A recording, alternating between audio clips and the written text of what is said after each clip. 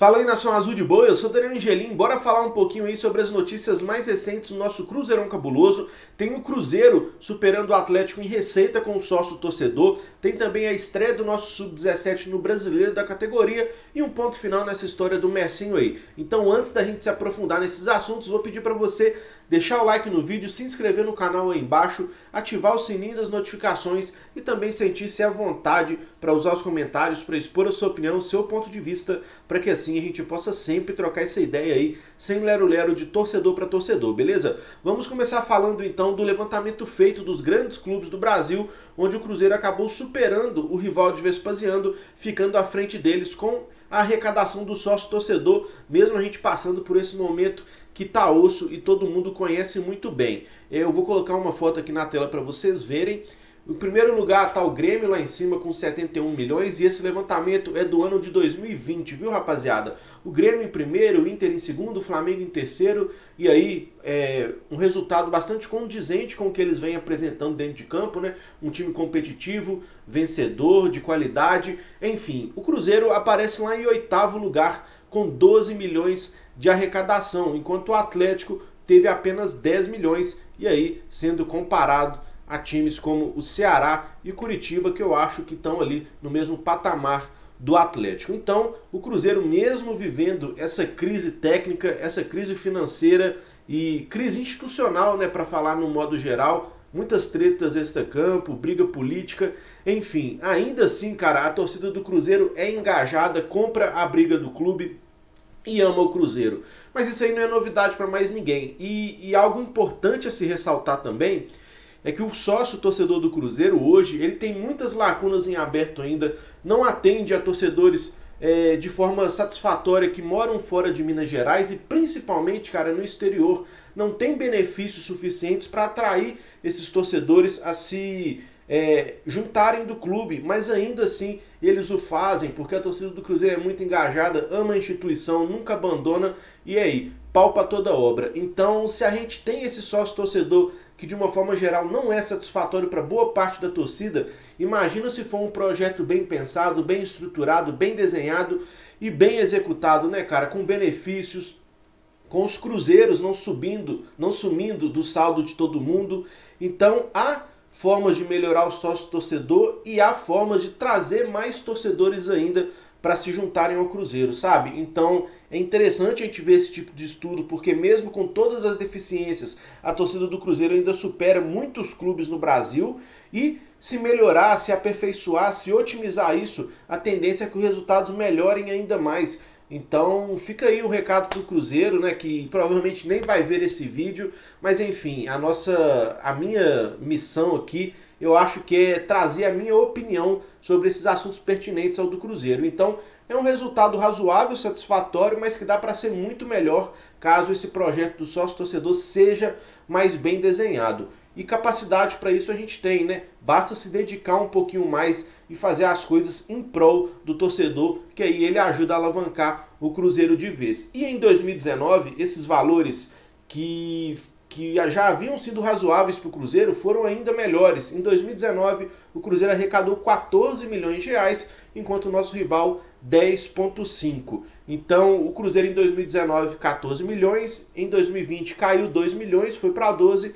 E o Atlético lá, que é o menos importante aqui, acabou ficando estabilizado ali na casa dos 10 milhões de reais. Então, como eu disse, tomara que o Cruzeiro dê uma atenção especial para o sócio torcedor, que tem muita gente fora de Minas e fora do Brasil que merecem uma atenção especial. E, cara, apenas um tique para trazê-los mais do que nunca para associarem ao Cruzeiro.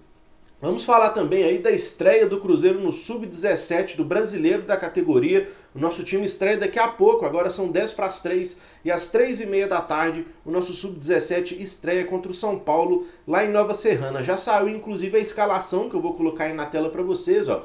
Goleiro Otávio, lateral direito Ídolo, zagueiro Wendel, o Pedrão também capitão, lateral esquerdo Hugo, meio campo ali formado pelo Pedro Henrique, Ícaro, Matheus Xavier. E lá no comando de ataque, o Vitor Roque, jogando mais solto ali, o João Wellington e o Matheus Reis. Confesso para vocês que desses nomes aqui, eu não conheço praticamente ninguém, apenas o Vitor Roque, que se mostra ser um cara de bastante estrela e bastante potencial. E para ser muito honesto com vocês, o Wendel também, que é o zagueiro ali, que recentemente foi contratado, tem 16 anos e, se eu não me engano, já tem 1,96 m de altura. Então o cara é um monstro ali na zaga. O jogo será transmitido pela Sport TV. Então, para quem não tem a assinatura do canal, sempre tem os sites alternativos aí na Deep Web também. Então vale a pena acompanhar, porque esses meninos aí logo mais estarão no nosso sub-20 e consequentemente no nosso profissional. Então eu particularmente irei assistir o jogo, porque eu tenho gostado cada vez mais de acompanhar e ter conhecimento sobre os jogadores que a gente tem criado nas nossas categorias de base, beleza? Então 3h30 da tarde, Cruzeiro e São Paulo, início da série do Campeonato Brasileiro Sub-17, que será transmitido pelo Sport TV. E pegando o gancho, cara, falar rapidamente aí do assunto do Messinho, né, que talvez tenha sido a bomba maior nas últimas 24 horas aí. A gente já sabe que ele deixou o Cruzeiro, que assinou com o Palmeiras, mas aos pouquinhos vai aparecendo resquícios de uma treta aqui, de outra treta ali, de um desentendimento aqui, outro ali. Enfim, o David, que até hoje a gente não sabe de fato qual é a função dele dentro do Cruzeiro, ele pelo visto ficou meio pistola. O Jorge Nicola trouxe em vídeo do seu canal que o David teria soltado uma mensagem num grupo de executivos da Confederação Brasileira de Futebol, mais conhecido como a CBF, e aí tem dirigentes de vários e inúmeros clubes. Ele soltou a seguinte mensagem, destinada ao João Paulo Sampaio, que é o gerente das categorias de base do Palmeiras. Ele falou o seguinte, abre aspas: "Que decepção, hein, João? Não esperava isso de você, até pela nossa relação pessoal. Mas o mundo dá voltas, estamos por baixo hoje, mas dá voltas. Sempre me referi a você como amigo.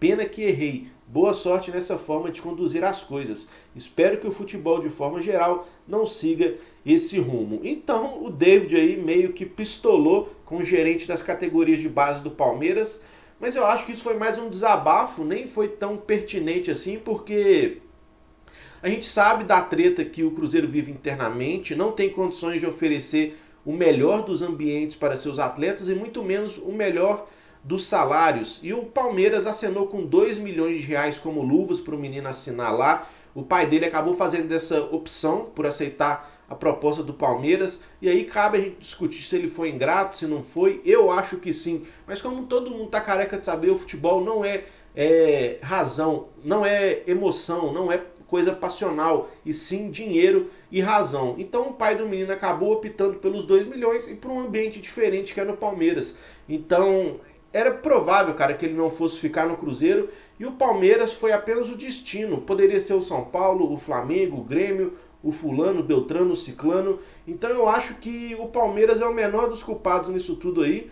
Hoje eles têm uma condição financeira que a gente não tem, então eles podem oferecer o que a gente não pode, e acabaram levando o menino para lá. E eu não vou ficar mais me apegando nisso, eu vou encerrar o assunto por aqui, porque é algo que eu não quero mais trazer à tona, cara. Já foi, já passou, a gente nem sabe se o menino vai vingar no futebol. Então o Cruzeiro ficou de mãos atadas nessa situação, sem poder cobrir financeiramente o que foi ofertado pelo Palmeiras. E aí, cabe outra discussão. Será até que ponto vale a pena a manutenção das categorias de base antes dos 14 anos, sabe? Porque o Cruzeiro teve muitos gastos com o Estevão William, e assim como todos os outros atletas geram custos para o Cruzeiro, de hospedagem, de manutenção de família por perto, de alimentação, manutenção de campo, logística, né, que são as viagens, a hospedagem. Então, assim, quando acontece um fato como esse, a gente fica ponderando e refletindo até que ponto vale a pena financeiramente manter essas categorias de base inferiores. Particularmente algo que eu gosto. Eu acho interessante quando o atleta chega jovem no clube e cria esse vínculo de afetividade. O cara sente que o Cruzeiro é a casa dele, mas quando acontecem umas paradas assim é muito paia, né, cara? Porque volta em evidência que é o dinheiro que manda no futebol. No fundo a gente sabe disso, mas a gente sempre pensa que o jogador e que os empresários, que o staff podem levar um pouco em consideração o que o clube fez por ele, pela família. O caso recente também é o do Dedé, que sempre foi muito acolhido pelo Cruzeiro. 80% do tempo dele aqui foi no departamento médico, e na primeira oportunidade ele tá aí dando porretada nas costas do Cruzeiro, ajuizando ação na justiça milionária, brigando para sair, alegando trabalho escravo. Então não existe essa questão de reciprocidade no futebol.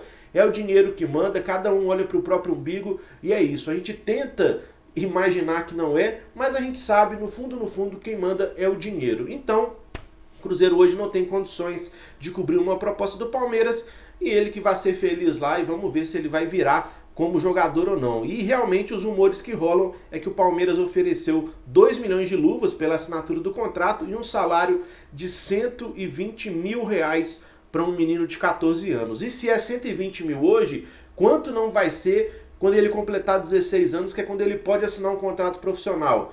Então, daqui a 2 anos, quando ele fizer 16 anos, esses 2 milhões de luva vão se tornar 5. E o salário de 120 vai se tornar o quê? 200, 300 mil. Quando esse menino chegar no profissional, ele vai chegar recebendo o quê? 300, 400, 500 mil reais? Futebol é uma loucura, o dinheiro parece que não tem valor. E quem fica passando fome somos nós torcedores no fim das contas, cara. Então, pra mim, assunto encerrado. Eu não pretendo mais tocar nesse assunto messinho aqui.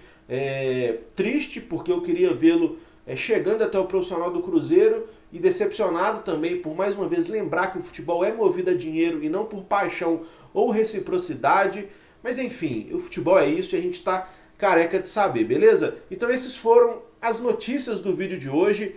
Início do Sub-17 no Brasileiro às 3h30 da tarde, saída concretizada do Messinho e também Cruzeiro com superação ao Atlético na estrutura do sócio-torcedor, beleza? Se você curtiu o vídeo, deixa o like para dar aquela força pra gente, se inscreva aí no canal, ative o sininho das notificações, use os comentários e lembrando que às 22 horas, mais conhecido como 10 da noite, tem live Passa Régua aqui no canal pra gente poder repercutir tudo o que aconteceu no dia do Cruzeiro, beleza? Eu fico por aqui, um abraço, tamo junto, é nóis!